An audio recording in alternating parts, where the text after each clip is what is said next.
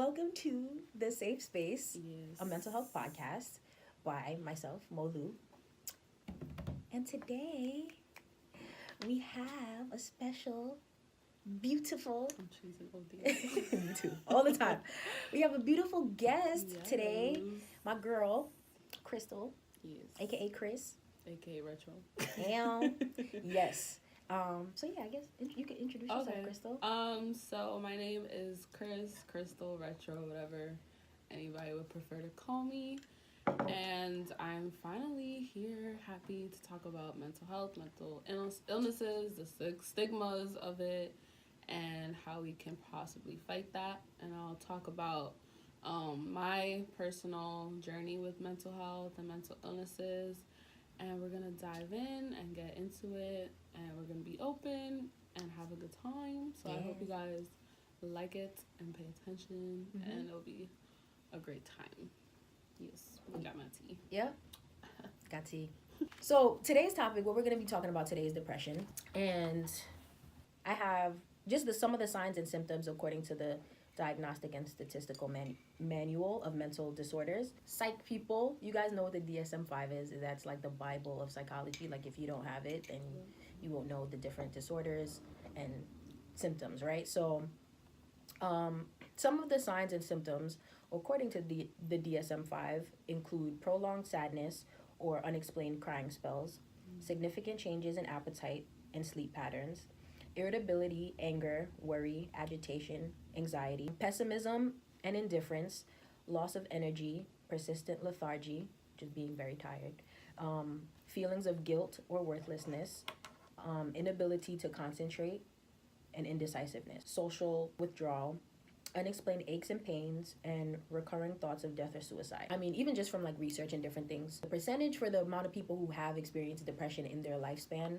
is a great number. It's like I want to say, but I don't know if I got it. You got it? Yeah. You got it? Percentage of American adults with mental disorders in any 1 year, major depressive disorder, is 6.8% of adults. But those are only the adults that actually go to clinics and like get checked out. So obviously we know a lot of people don't like to actually go, receive the help. That's usually what it's known for. Like a lot of people don't like to hear that they're being diagnosed with depression. So 6.8% is just what we see, but I'm sure it's a whole lot more than that. But I think my first really being depressed, and when we say depressed, it's, a lot of people think it's just being sad for like a day or two, but yeah, it really it disrupts your everyday life for at least 2 weeks, and it could be from anywhere from 2 weeks to 6 months to a year for a really long time. So it's not just about being sad for like a day or two. So I remember, of course, my first love. Yep, I had it. Yeah, so we broke up, and it was just so bad. I didn't want to do anything. I didn't want to leave. And of course, school was ending, so I was about to be home for the summer, like all day, doing nothing. And I did nothing. I didn't go anywhere. I was I didn't eat. I was just gone. Like, I was out of this world. But what happened was I hate being branded as a cheater because I don't want to be branded as one, but I was in a relationship and then I sent like pictures to another guy, and then I told him, and then like obviously he took it very hard, like it was not a good time. And then like 2 weeks after I told my current my boyfriend at the time, ex-boyfriend, he broke up with me. I was in the bathroom, I was on the floor. Like, it wasn't even being dramatic or anything, but, like, if you see in the movies, like, someone's just, like, wailing, like, crying and stuff, like, I was on the floor, I was just, like, sinking down to the floor, and I couldn't breathe, like, I just felt like I was panicking, and I just called anyone, I called everybody, I was like, yo, get me out of here, like, I can't stay. Night of, I was just like, you know what, fine, like, I'm not gonna let it, mess me up, and then I started... Sorry, I have to say the word because that's what I was. I was like on my whole stuff. Like, I was just back. Like immediately, I was like, all right, fine. Like that's cool, whatever. And I started just not doing anything really, but I just like that mindset was already there. So I acted like I didn't care that I was single or whatever. I was getting close to my a friend that I had class with. So her birthday was coming up, and I went to her house, her crib, like we were having like a sleepover, cooking, whatever. Yeah. Because for those 2 weeks between the breakup and me being at my friend's house, Mm-hmm. it was just a blur. Like, I can't even tell you what it was right now. Like, I don't even remember. I just remember being, like, really sad, Mm-hmm. but also not showing it. So Right. it was just, like, a fake face that I had on. Mm-hmm. So when that switch was flipped, I called my, ex-best friend at the time. Mm-hmm. And, I was like, yo, like, I need to go to the hospital. Like, I'm about to do something to myself. Like, I can't stay here anymore. And she was like, you know what? Okay, call 911. Like, you know, don't do anything. And I'm hearing don't do anything, but I'm over here, nah, like, I need to find something to hurt myself with. Mm-hmm. And then the police showed up. And I was like, police? Like, police? I was so confused. Mm-hmm. But they sent police just in case I did, like, pass away. That obviously they need to be on the scene first. So, like, it wasn't an ambulance or anything like that because I wasn't actually injured. And the operator, she could tell that I wasn't injured. And I felt so bad because these are people I just met. So I was at my friend's house and, like, the cops coming in the house and everything. I felt so bad. But yeah, I just needed it, I guess. I was hospitalized for about 3.5 days. Mm-hmm. So I was in, I don't want to call it the psych ward, but I guess the psych ward where they hold people before they can go into the rehab center. It was horrible. It was horrible. I felt like I was in jail. Like, it wasn't comforting at all, which is really interesting how it wasn't. Like, you're coming from trying to kill yourself and then you're coming, like, into this box. I was really trying to assess what just happened. And I couldn't wrap my head around it because I consider myself, like, a very strong person. So while I was in there, I couldn't really make sense of what happened. Yeah. So because of that, my mind kind of just, like, dove off. And I was just, like, not paying attention to things. And they came in and then they diagnosed me with MDD and stuff like that. And I was just in there. Like, I was so bored. Sorry, for those who don't know what's MDD. Oh, major depressive disorder. Mm-hmm. I can give y'all. A major depressive disorder lasts for at least 2 weeks and affects a person's ability to work, to carry out usual daily activities, and to have satisfying personal relationships. So at the time, right now I don't remember, but at the time I told them, like, the 2 weeks into the relationship and what happened. Mm-hmm. So they, came up, or they assessed that I had MDD. And then they moved me to the rehab center, which was a bit better. Like, you're in a room with more people, and, like, it's more open. Like, you can walk around, you could be on the phone. Eventually I left, and I was actually friends with someone from our church down there. There's like different regions and sectors. Mm-hmm. So I was by the Greensboro sector, which is where my school was. Got it. So I was close to some campus people. Like, I've hung out with them beforehand, which was the only thing that was, like, holding me down, kind of, like, going to church and stuff here and there. But she actually came and picked me up. So she picked me up, and she was like, you know what, I'm gonna go stay with you in your dorm. And I was like, thank God. Mm-hmm. But at the same time, I was like, I'm leaving. Like, I actually had my bus booked to go back home. I came out on a Tuesday, and I was booked for, like, Friday afternoon or something.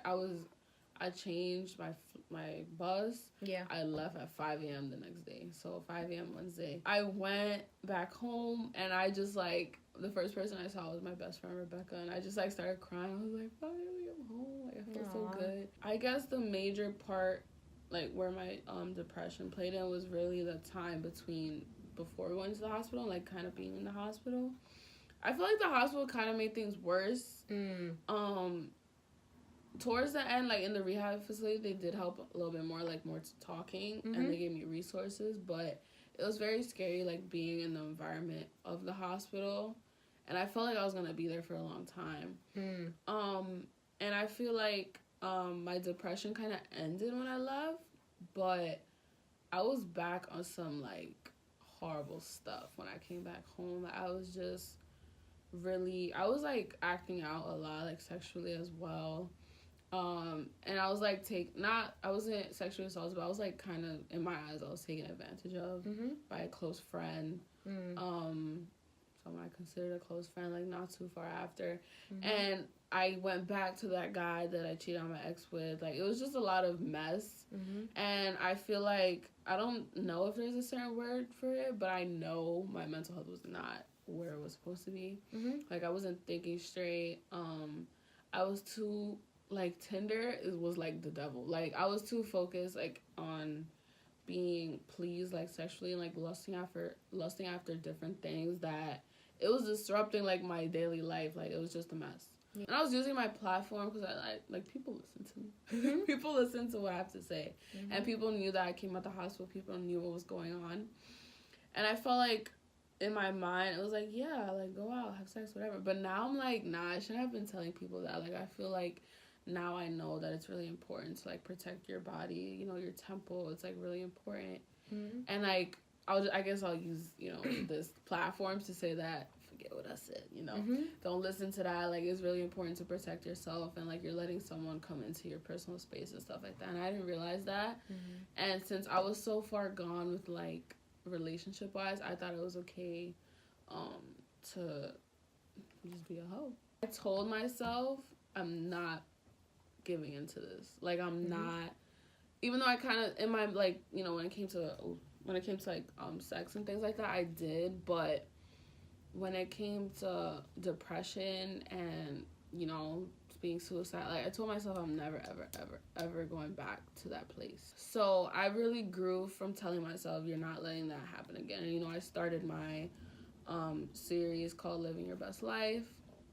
And I started doing that, like, I was living my best life. But long story short, you know, you're gonna get there. Like, it takes time. It takes time. And I know, like, right now I was giving advice to a friend, and I kept telling him, like, it takes time, it takes time, it takes time. And as annoying as it may sound, it's very true. Like, time really strengthens you. It gives you time to assess, to think, to see, oh, what's the next step. And give yourself some time. You know, go to someone for resources. Go to therapy. There's nothing wrong with going to therapy. Like, after the hospital, I really needed the structure, and I needed to be grounded. I think that's also what helped me as well. Mm-hmm. To talk to a professional. Like, Mo and I, we aren't professionals, but we still know, we know what we talking about, right? Mm-hmm. Like, we're educated in it. You know, like, we're just here as first aiders, like, to give you as much help as possible. Like, you know, if you ever want to reach out to mm-hmm. either one of us, it's important to really seek professional help, because there's someone here that does love you. There's someone here that wants to see you. So, you know, whatever you're going through, whoever's watching this, like, there's someone there. Mm-hmm. You know, there's always gonna be someone there. If you're in school, there's counselors. If, you know, if you're not, just try. You can raise money, or maybe there's family members. You can ask some friends to help you get to therapy. Hopefully there is someone that you can confide in. If not, right, we here. Mm-hmm. So let's really try to open the door of getting the help that you may need. Yep. And recognizing that you do need help, because once you do, and once you let time pass with growing and, you know, just being open, that you'll get better. Because that's what happened to me, and I'm in the best place in my life right now. Like, nothing could be better. So, yeah, that's my quick story. I know, like, while you were talking, I was thinking about different things that you were saying, too, with just what happened before you going into the hospital and what happened after. I think one of the things that was coming to my mind when you were talking was coping. Like, I feel like maybe some of the things that you were doing, like, after what happened with the guy and the cheating situation, right. Maybe, like, the way that you coped with it could have been different. And yeah. I feel like always looking for, like, solutions of, like, you know, when things happen, thinking back or looking back and being like, what could have been different. And I think, like, Kristal, everybody I feel like has tried to cope with situations. And it didn't work. It didn't work in the way that we think this will help, and then it just didn't pan out to be, right. If anything, it made things worse. And so I think coping is important. Like, knowing how to cope and what's the best way to cope can help you. To be sad, and no one's saying that you can't feel the way you're feeling, but just not to let it overcome your life and your lifestyle and stuff like that. Yep. So, like, coping, like, obviously I didn't cope very well at first. It was more like sex for me. It could be drinking or smoking for anyone else, but recognizing what you like to do, you know, things that make you happy is really important, and being open about that. Like, let's say you go to therapy and, you know, the therapist will ask you, oh, you know, what do you like to do? be open, because that person's going to tell you how to use that certain activity for your benefit to actually, you know, he or she is going to give you pointers on how that's going to, you know, work in your healing process. And you don't have to, and also don't be afraid to be like, Kristal is using a platform to share her story. I think it's like, you know, and then in the moment, even, I think another good thing that she mentioned was when whatever was happening to her was happening with her depression, she called people immediately. Yeah. And she was like, I need to get out of it. Like, you know, like she told people what was going on. And I think that's important, because a lot of times we like to deal with things on our own, or we don't want to be judged or looked at any kind of way. But I think it's important to think about the most important thing, which is you, and making sure that you're okay, and not. Yeah, sometimes it's really okay to put yourself, like, you should always, most of the time, yes, you should put yourself first.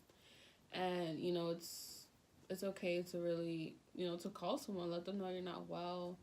I know it's really, like, it's hard and it's scary, like, to be open, but, you know, that's how, like, right now, that's how I know I'm helping someone. It could be anybody, you know, sharing your journey and, you know, your testimony is really, it can help someone. It can be, you know, the person you're calling, maybe they're going through something similar. And they'll be like, oh, wow, look, you know, they called me, they were open, maybe I should do the same. Yeah. You know, you're helping someone little by little. Like, it happens. It's very true. But, yeah, always call somebody up.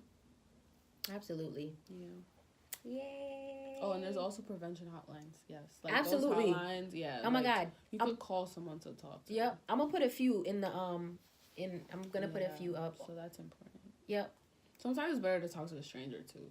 Yeah, that too. Yeah, sometimes people feel more comfortable talking to a stranger because they don't, because of judgment or whatever. So whatever you need to do for you to get you the help that you need, do that. And that's, I'm always, you know, big advocate for, because not everything doesn't work for everybody. Like, you know, like, so yeah. Visualize outcomes. Boom. That's it. That's the quote. Yes, guys. Yeah. I hope this was helpful. I hope you guys took something away. Like, comment, subscribe, right? If you have any questions, my email, thesafespacepodcast1@gmail.com. It'll be below somewhere. And you guys can email me questions. If you don't like what I said, something that I said, you can tell me in the email. Criticism is important. Absolutely. Everyone's story is different, right? So we want to keep in mind that as well. Like, your story doesn't have to sound like mine or your friends or family, like stuff like that. And also remember that your story is an important one, your journey is important, and you're important as well, and that we want you here. And that is it. But yes, thank you for having me. You're welcome. It's been a good time. I hope you guys loved it. Yeah. And I hope it impacted you some way, somehow.